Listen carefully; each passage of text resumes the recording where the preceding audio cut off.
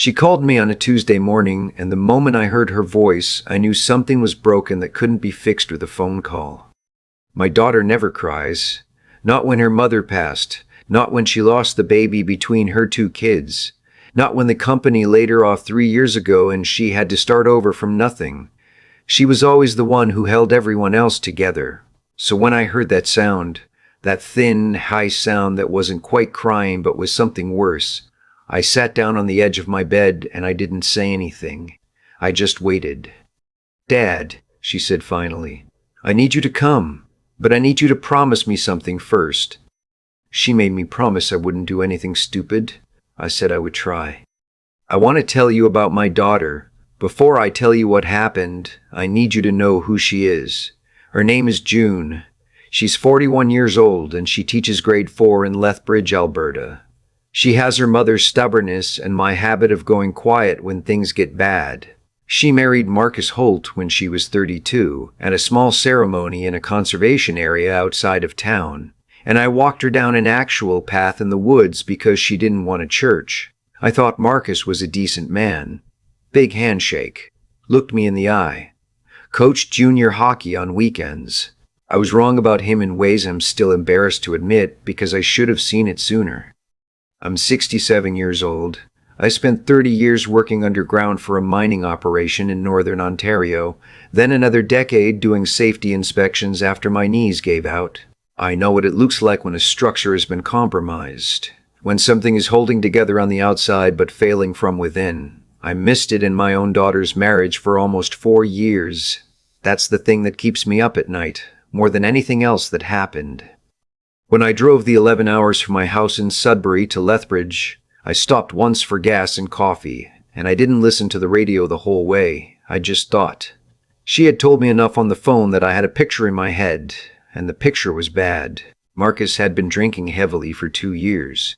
It had started small, a habit that seemed like stress, the way these things always start, and then it became something structural, something load-bearing in the worst way possible. He hadn't hit her, that was what she kept saying, like it was the dividing line between fine and not fine. He hadn't hit her. He screamed. He broke things. He disappeared for days and came back smelling like someone else's house. He'd grabbed her arm once and left marks, but that wasn't hitting, was it? She had a 7-year-old son from before the marriage. His name is Oliver. He has red hair, like my wife's side of the family, and he likes hockey cards and building things out of scrap wood in the garage. He'd started having trouble sleeping. His teacher had sent home a note. He was hitting other kids at recess, which Oliver had never done before in his life, and June knew exactly where that was coming from, and it was eating her alive. Her in-laws lived 40 minutes away in Picture Butte. Marcus's mother, Irene, was a woman who had spent decades making herself small so her husband wouldn't have reason to raise his voice. She'd turned that into a philosophy, a way of living. She believed, genuinely, deeply believed, that if the women around Marcus just managed things better, smoothed things over earlier, gave him less reason to be upset, everything would be fine. She'd been applying that philosophy to her son's behavior his entire life. It hadn't worked. It would never work, but she kept at it with the conviction of someone who has no other tools. Marcus's sister Donna was worse in a different way. She was sharp, and she was loyal, and she directed all of that sharpness outward, at whoever she decided was the problem. Currently, that was June. June was too sensitive. June set him off. June didn't support him the way a wife was supposed to. Donna had said these things directly to June's face, at the kitchen table, while Oliver was in the next room. When I pulled into June's driveway, it was late evening. The house looked fine from the outside, the way things often do.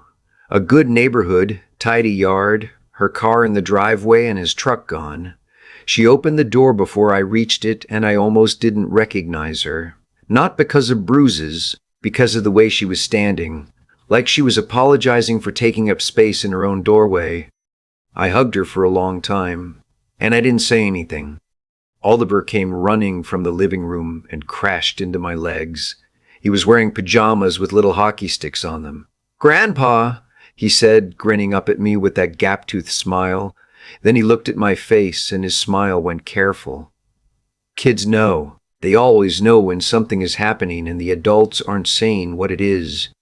Hey, buddy, I said. I came to visit for a bit. Is it because of Marcus? He asked. June made a sound in her throat. I crouched down. Let's not worry about that tonight, I said. Show me what you've been building in the garage.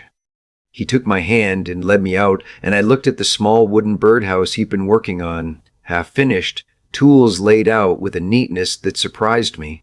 He'd been working on it for weeks, he said. He worked on it when things got loud. He just came out here and worked on it. I had to breathe very carefully for a moment. That night, after Oliver was asleep, June sat across from me at the kitchen table and told me everything. Not the version she'd been telling herself, the managed version, but the real one. Marcus had a problem, and the problem was accelerating. He'd come home 2 weeks ago and found her on the phone with her friend Karen, and he'd stood in the hallway and listened, and then he'd walked into the kitchen and upended the pot she had on the stove. Just grabbed it and threw it at the wall. The food was everywhere. Oliver had been sitting at the table doing homework. He'd sat completely still, staring at his worksheet, and hadn't moved until Marcus left the room. That stillness was the thing that broke June. A 7-year-old who'd learned to go perfectly still when the temperature in the room changed. She'd talked to Irene. Irene had said Marcus was under a lot of pressure at work and that June needed to pick her battles. She'd talked to Donna. Donna had told her to stop dramatizing. She'd called a family helpline and they'd given her information about shelters and a number for victim services, and she'd sat with that piece of paper for 10 days without doing anything because doing something meant it was real. I listened to all of it. Then I asked her what she wanted. She said she wanted out. She wanted the divorce. She wanted Marcus to leave the house. But she was scared of what that looked like, of what Irene and Donna would say, of what Marcus would do when he felt cornered. She'd seen what he was like when he felt cornered, and she was scared. She said this quietly, looking at the table, that she was wrong, that she was overreacting, that the helpline people and the teachers and even me were all going to tell her she was overreacting.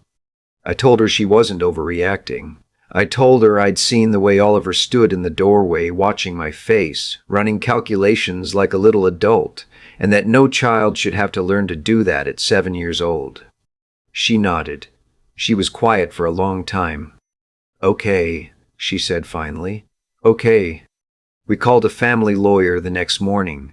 A woman named Sergeant Daryl Chen handled the welfare check when June decided she wanted a formal record started, the upended pot, the grabbed arm, the documented pattern. The lawyer, whose name was Constance, walked June through what a protection order looked like, what separation with the child involved, what timelines were realistic. She was kind and direct, and she didn't minimize anything. I sat in the corner of that phone call and took notes. Then Irene showed up at the house. She arrived without calling, which was her habit, and she let herself in the side door with a key Marcus had given her years ago. I was in the kitchen when she came in, and the expression on her face when she saw me wasn't surprise. It was calculation. She'd known I was there. Someone had told her. Edgar, she said. She'd always called me by my name, never June's father or anything warmer.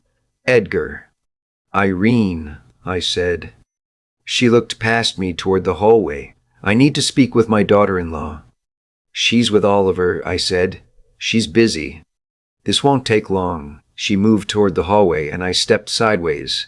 Not aggressively, just enough that she'd have to go through me to get there. Something shifted in her expression. She wasn't used to being stopped. In her world, a certain amount of quiet persistence always eventually got you through. She reassembled herself and looked at me with a particular disappointed look that women like her have perfected. The look that says you're being unreasonable and she's too dignified to say so out loud.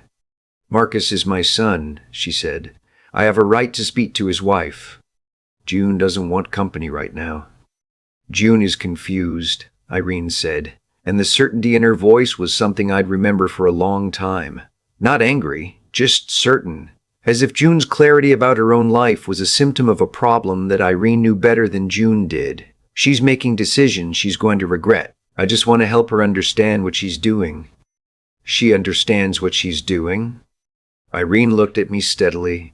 You should know, she said, that Marcus is talking to a lawyer as well, about Oliver. She meant it as a warning, as leverage. I looked at her for a moment, and I thought about everything June had told me, about every time this woman had told her daughter-in-law to pick her battles, to manage better, to be the solution to a problem she hadn't created. I thought about Oliver at the kitchen table going perfectly still. Good, I said. Then they can both present their cases to a judge, and the judge can look at everything June has documented. Irene blinked. That wasn't the response she'd been expecting.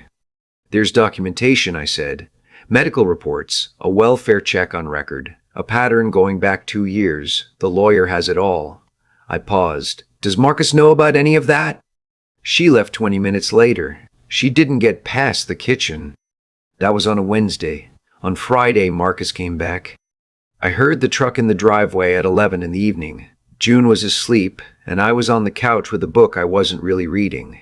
I heard the engine cut out, and then the specific silence that comes before something happens. I've spent enough years underground learning to read silence. I set the book down. I stood up. He came through the front door, not the side door, the front door which he kicked rather than turned the knob. And he was not drunk, which was almost worse. He was cold and focused in the way that some men get when they've been sitting somewhere for hours building something up in themselves.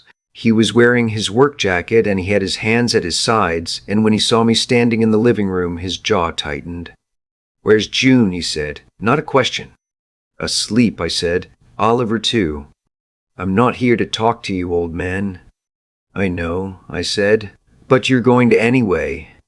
He was bigger than me, 43, still in good physical shape from the outdoor work.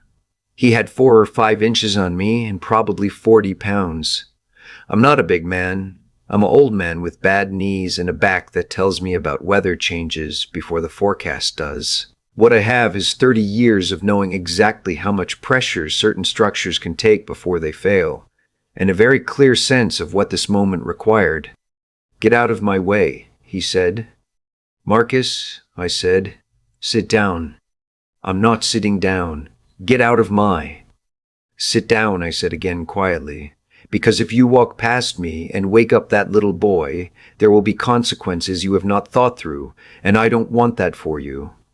Something in my voice. I don't know what exactly, maybe just the absolute absence of fear, which I think surprised him, made him stop. He stood there breathing. His hands were still at his sides, but they changed somehow, less certain. I didn't move. I just watched him. She's taking my son, he said finally.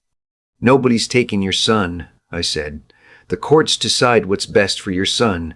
That's different. She's turning everyone against me. I've been against you since June told me what Oliver witnessed in this kitchen, I said. That's not June's doing. That's yours. His face went through several things. Anger first, then something that cracked around the edges and looked almost like grief. Then back to anger because grief was too vulnerable to stay in for long. I need to talk to her, he said. Not tonight, I said. Tonight you leave and you call your lawyer tomorrow morning, and you let this go through the proper process. That's the path that keeps you in Oliver's life, Marcus. The other path doesn't. I said it very quietly. Not a threat, just a fact, laid out plainly. The way you'd explain to someone that a beam is compromised and the roof will come down if they don't shore it up. He stood there for a long moment. I didn't look away. I didn't raise my voice. I just waited. He left. I sat back down on the couch, and my hands were shaking slightly, which I hadn't expected. I didn't sleep much that night. The weeks that followed were not simple.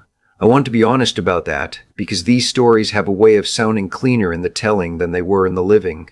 Marcus did not simply become reasonable. There were calls at strange hours and a period when Donna would park outside the school to wait for June at pickup, which felt like harassment, and which June eventually reported to the school administration, who then asked Donna not to come onto school property. There was a moment when Irene told June's own mother, my ex-wife, Margaret, who lives in Calgary, that June had fabricated most of the documentation, which caused a painful week of phone calls and clarifications that should not have been necessary. But the documentation was real.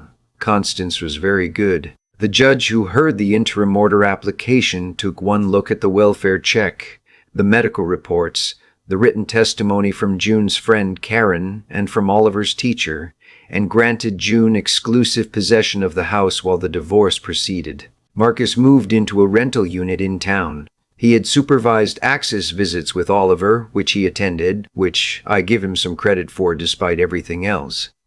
I stayed for 6 weeks. I helped Oliver finish the birdhouse. We put it up in the backyard on a post, and he chose which direction it faced with the seriousness of someone making an important decision.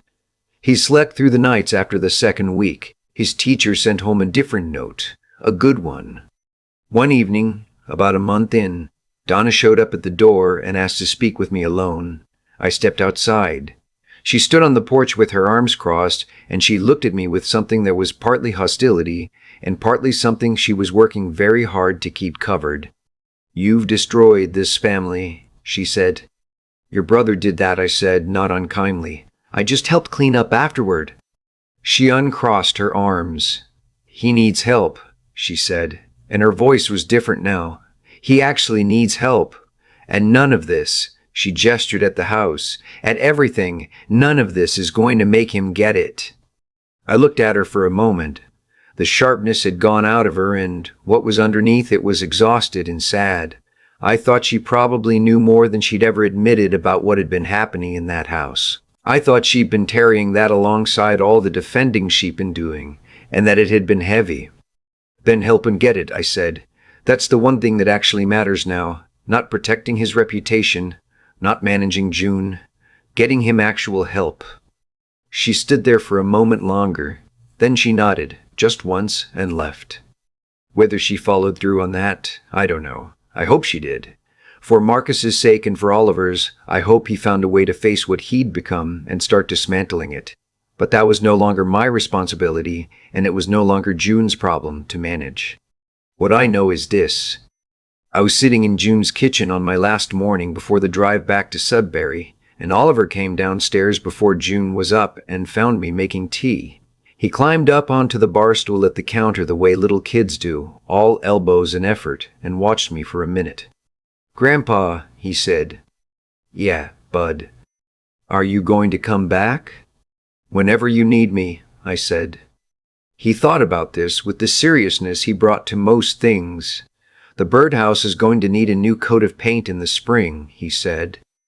"Then I'll be back in spring," I said. He seemed satisfied with this.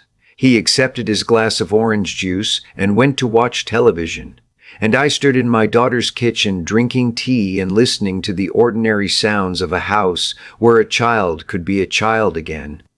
I'm not telling you this story to be praised. I'm 67 years old and I live alone, and I did what any father would do, which doesn't feel like something worth applauding. What I want you to take from this is simpler. Don't wait until it's broken beyond repair before you say something. I know June was afraid to call me because she thought she was overreacting. She thought she'd been living with it long enough that her own perception couldn't be trusted anymore. That's what this kind of thing does. It erodes your trust in your own judgment so slowly you don't feel it happening. If someone in your life is making you doubt what you see with your own eyes, that's the sign. That's when you call. And if you're the one on the outside, the parent or the sibling or the friend who senses something is wrong but doesn't want to overstep. Ask the question directly. Sit in the discomfort of it. The worst thing that happens is they tell you you're wrong and everything is fine. You can live with being wrong. You can't live as easily with having been silent. June is doing well. Oliver made the hockey team this winter and has opinions about it that he's willing to share at length. The birdhouse has had 3 tenants since spring. Tell me in the comments where you're listening from today, and tell me about someone in your life who stood up when it mattered. I read every single one. I keep thinking about Oliver at that kitchen table, a 7-year-old with a worksheet in front of him, sitting completely still while the room erupted around him, not crying, not running, just still, the way a small animal goes still when it's learned that moving draws attention. He hadn't been taught that. Nobody sat him down and explained it. He'd figured it out on his own, the way children do when the adults around them stop being safe. That image is what I come back to when I think about why any of this matters. There's a version of this story where I stay home, where I tell myself June is an adult, that she'll figure it out, that it's not my place to interfere in a marriage. A lot of fathers tell themselves that story. I almost did, and if I had, Oliver would still be going perfectly still at that table, and June would still be apologizing for taking up space in her own doorway, and Marcus would still be operating in a house where nobody had ever looked him in the eye and refused to move. What I've come to understand is that the situations we allow to continue are the situations we're choosing, not actively, not with malice, but by staying quiet, we cast a vote for things remaining exactly as they are. I cast that vote for too long. I noticed things over the years, small things, attention in June's voice on the phone, a flatness when she talked about home, the way she'd changed the subject when I asked about Marcus. I noticed and I filed it away and I told myself I was probably wrong. That was a failure of judgment. Not a dramatic one, not the kind you can point to and say that's where it went wrong, but a quiet, accumulating failure that I have to own. What finally helped, when it mattered, wasn't anger. I want to be clear about that. I drove 11 hours and I stood in that kitchen and I held my ground, and none of it came from rage. It came from being very calm about what the situation actually required. Irene expected me to be moved by her certainty. Marcus expected me to be moved by his size. What neither of them anticipated was someone who'd already decided, quietly and completely, that this particular floor was not going to give way. That kind of steadiness isn't something you perform. It's something you build over a long time, out of hard experience and honest self-examination and the willingness to keep showing up, even when showing up is inconvenient. June had it too. She'd had it all along, actually. She just needed someone to stand beside her long enough for her to remember it was there. The hardest part of all of it, looking back, wasn't the confrontations. It was sitting across from my daughter at her kitchen table and watching her try to talk herself out of trusting what she'd seen with her own eyes. That's what this kind of situation does over months and years. It trains you to doubt your own perception. Restoring that takes longer than a court order. It takes someone who keeps saying, I believe you. What you saw was real. Your judgment is sound. You're not overreacting. I think that's the thing worth passing on. Not the 11-hour drive, not the stood my ground moments, just that. Say it to the people in your life who need to hear it. Say it early, before they've spent years learning to go still. Oliver's birdhouse is painted red now, his choice, and it's had 3 sets of tenants. He tells me about each one with the authority of someone who takes his responsibilities seriously. He's sleeping fine. He's loud at breakfast. He argues about hockey with a confidence that makes me want to laugh every single time. That's what it was all for. Not the drama of it, just that.